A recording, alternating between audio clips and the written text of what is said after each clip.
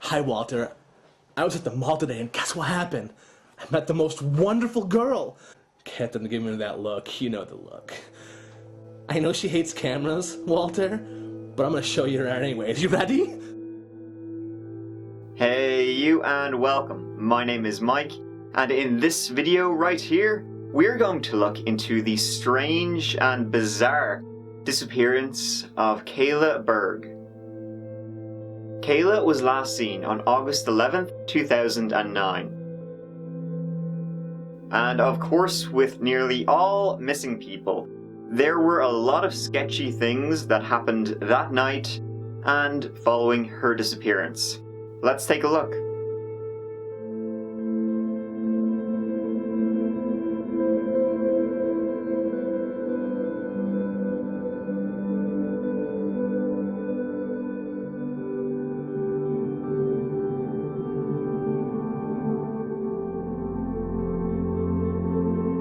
Kayla Berg was born in 1993 to parents James and Hope in the small town of Antigo, Wisconsin. It's a quiet, rural town with a pretty low crime rate.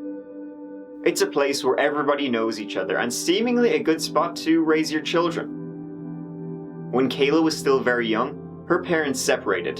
Kayla and her older brother lived with their mother Hope. However, it seemed like they had a good relationship with and could see their father anytime they wanted to. They might spend one night with their dad and then the next night with their mom, for instance. Kayla was known to be sweet, kind, and energetic, and someone who loved physical activity. Things began to change, however, as she got older. When she was 15, she began to travel to the town of Wasau, 35 miles away, to party. Kayla and her friends would tell their parents they were staying over at each other's houses, when in reality, they were going to Wasau and partying with college students.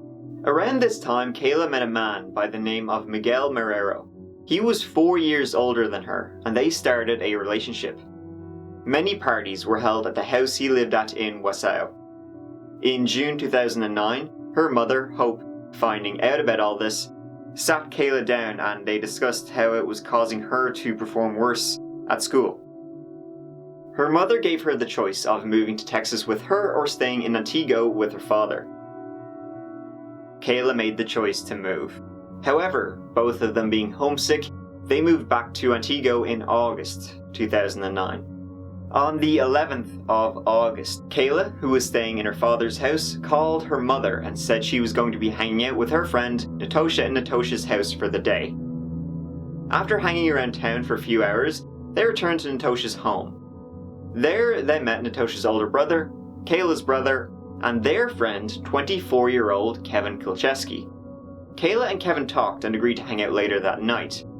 He later picked up Kayla from her dad's house. The last time Kayla was seen was at 9:30 that night, when she was in a McDonald's talking to a friend. She seemed in a good mood and told her friend she was planning on smoking weed with Kevin and driving around for the night. And the next day, her father woke up and she wasn't anywhere to be seen. Her father knew she was with Kevin that night and so called him first thing to see where she was. Kevin told him he dropped her off at a friend's house. He assumed she would turn up at some point during the day and so he didn't really think too much about it. But as the day grows, he becomes more worried. He tried to call Kayla's mother Hope that night, but he got no answer. The next morning, Hope saw the missed call, returns it, and she finds out that Kayla is missing. The day after, she becomes really worried because she is absolutely nowhere to be found and begins to call everyone. Kayla's brother tells her he heard she was staying with a friend, but when Hope calls this person, she says, "Nope, not here, I haven't seen her." She then speaks to Kevin, who says again he dropped her off at a friend's house, but is a bit shady on the details. She reaches out to Miguel, who is now Kayla's ex-boyfriend, and he said he hadn't seen her since 4 days before she went missing. On the 17th of August, 6 days after she was last seen, Hope files a missing persons report. The reason it was delayed was primarily due to the fact that Kayla had lied before about where she had been. like when she was partying in the town of Wasau, and so they thought maybe she would have turned up. Although some of her friends say that even if she wasn't telling her parents what she was doing, she always kept in contact with her friends, and it had never been this long before that she had went without contacting them. The investigation begins, and the police suspect someone's withholding information. The police interviewed Kevin and asked him exactly where he dropped her off. He says as soon as she got out of the car, he never waited to see if she got inside the house safe. Instead, he drove off. The address? In Wasau. In fact, in the house where Miguel lived and had so many of those parties. However, Miguel hadn't lived there in over a month, and the house, it was condemned. Kayla would have known this. She had seen Miguel since he had moved from that house. Police check both the condemned building and Miguel's new home and find no signs she had been there. The police continue searching, but they find no clues as to what happened to her that night. The police go back to speak with the last person she was known to be with that night, Kevin. He, however, refuses to communicate. He says he's being harassed and hired a lawyer. They arrest Kevin, and then they get the assistance of cadaver dogs. Now, these dogs are specially trained to only look for human decomposition, nothing else. They do a test with the dogs. They get 10 vehicles, amongst them Kevin's Jeep. And when they lead the dogs around the vehicles, the animals seemed only interested in one. You guessed it. However, when they do a luminol test, which essentially shows bodily fluids like blood, which you can't see with the naked eye, they find nothing in or around Kevin's Jeep.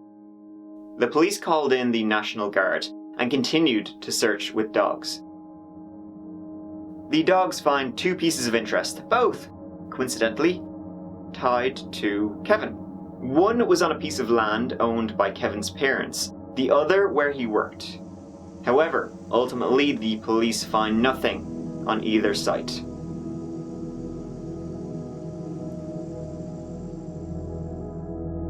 They continue searching, but nothing would ever be found. Then, bizarrely, 7 years after she disappeared in 2016, the police were notified of a video on YouTube. Hi, Walter. I was at the mall today, and guess what happened? I met the most wonderful girl. We went shopping at JCPenney's, and she tried on a lot of clothes.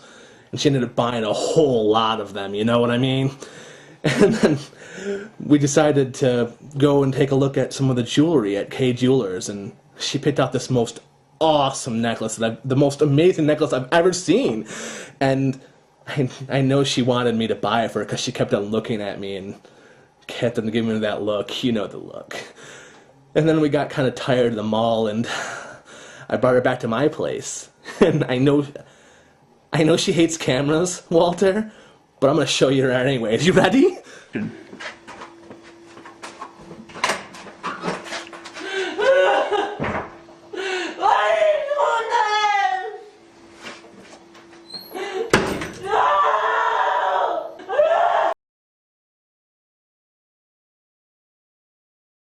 The woman in the video closely resembled Kayla. A full investigation into the video was launched, and within 3 days they found the people in it. And it was fake. It was part of a series of horror shorts. And it was not a long-running series of horror shorts, if you get my meaning. Police confirming that a disturbing video posted on YouTube years ago is not connected to the disappearance of Kayla Berg. The 15-year-old was last seen 7 years ago when she was dropped off at her boyfriend's house. Recently, a YouTube video showing a young woman tied up on a bathroom floor resurfaced. Investigators say that the video is 100% fake after talking with the person who made it. The video, it was accidental. It wasn't meant to have anything to do with Kayla. They probably didn't even know who she was. The woman in it was an actress. However, many still wanted the people who made the video prosecuted.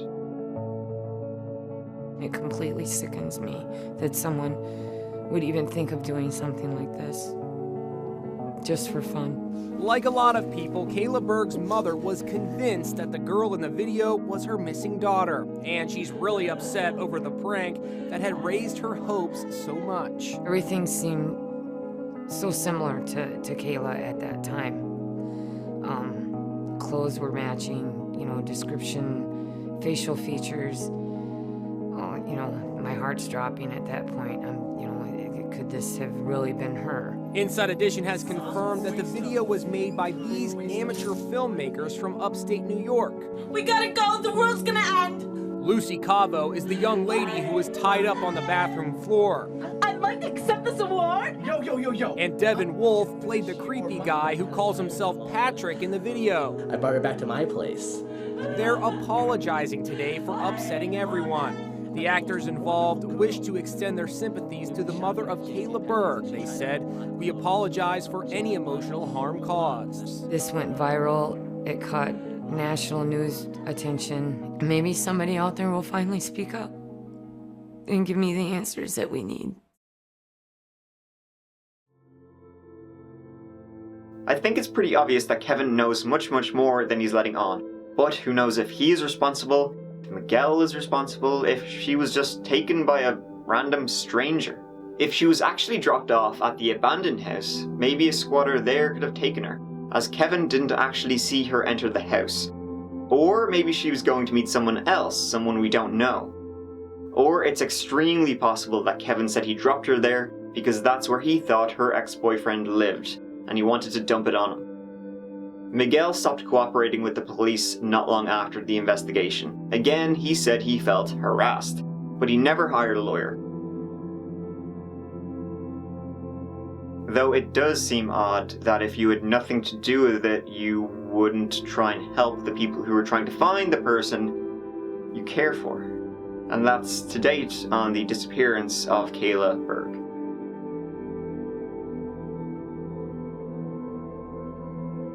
Thank you so much for watching. I really appreciate it. If you'd like to see some more, please, just buttons, you can press them. And I will see you as always, real soon, in the next video.